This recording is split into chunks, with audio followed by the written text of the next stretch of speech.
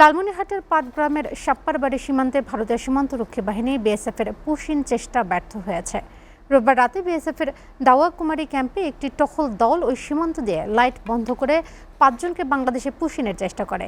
এ বিষয়ে আরও খবর জানাতে লালমনিরহাট থেকে সরাসরি যুক্ত হচ্ছে সহকর্মী খায়রুল ইসলাম। খায়রুল, সাপ্পারবাড়ি সীমান্তে ভারতীয় সীমান্তরক্ষী বাহিনী বিএসএফের পুশিন চেষ্টা ব্যর্থ হয়েছে, সেখানকার সার্বিক পরিস্থিতি আমাদের জানাবেন।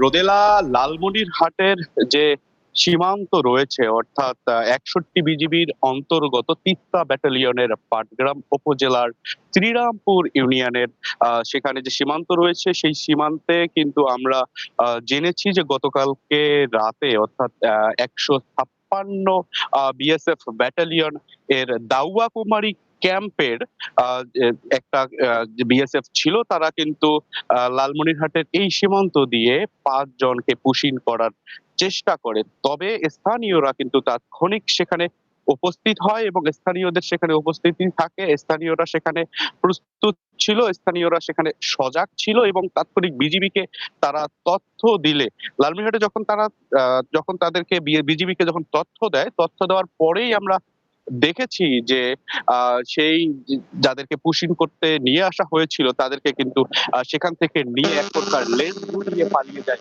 বিএসএফ। তবে আমরা স্থানীয়দের কাছে এটিও জেনেছি বিএসএফ সেই সময় সীমান্তের লাইট বন্ধ করে রেখেছিল। বৈদ্যুতিক সম্পূর্ণরূপে বৈদ্যুতিক যে লাইট গুলো ছিল, সীমান্তে যে লাইট গুলো থাকে, সেই লাইট গুলো বন্ধ করে দিয়ে রাতের আধারে কিন্তু বাংলাদেশে অবৈধভাবে অনুপ্রবেশ করিয়ে দেওয়ার এই যে চেষ্টা, তা কিন্তু রুখে দিয়েছে বিজিবি এবং স্থানীয় মানুষরা। তবে আমরা স্থানীয়দের কাছে আরো একটি কথা জেনেছি যে গতকালকে যখন এই পুশিনের চেষ্টা করেছিল, তখন কিন্তু লাইট অফ করে দিয়ে যখন সে চলে যাচ্ছিল, অর্থাৎ বিএসএফ যখন সীমান্ত থেকে চলে যাচ্ছিল, তখন সেখানে তারা 2টি ককটেল বিস্ফোরণের কথা আমরা জেনেছি। তবে পরবর্তীতে বিজিবি কিন্তু এই কথাটি অস্বীকার করেছে। তো সর্বোপরি লালমনিরহাটের যে সীমান্ত রয়েছে, এই সীমান্তে আমরা দেখেছি প্রতিনিয়ত বিএসএফ অপতৎপরতা চালাচ্ছে, বিএসএফ চেষ্টা চালাচ্ছে। লালমনিরহাটের এই যে সীমান্তবর্তী অঞ্চলগুলো রয়েছে, লালমনিরহাট প্রায় 283 কিলোমিটার জুড়ে সীমান্ত, যার প্রায় 74 কিলোমিটার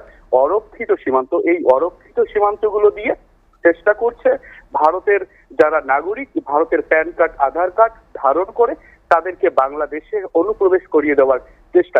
এরকম চেষ্টা এ পর্যন্ত প্রায় 5 থেকে 6টি কিন্তু অপচেষ্টা চালিয়েছে বিএসএফ। তবে প্রতিটি চেষ্টাই কিন্তু ব্যর্থ করেছে বাংলাদেশি যে সীমান্তরক্ষী বাহিনী রয়েছে বিজিবি, এবং বিজিবির সঙ্গে সার্বক্ষণিক সহযোগিতা করেছে স্থানীয় মানুষ। স্থানীয় মানুষের ঐক্যবদ্ধতা, সজাগ অবস্থান, বিজিবিকে সার্বিক সহযোগিতা করাই কিন্তু বিএসএফ এর সকল অপতৎপরতা, পুশিন বা অবৈধ অনুপ্রবেশ করিয়ে দেওয়ার যে চেষ্টা, তা কিন্তু ব্যর্থ হয়েছে।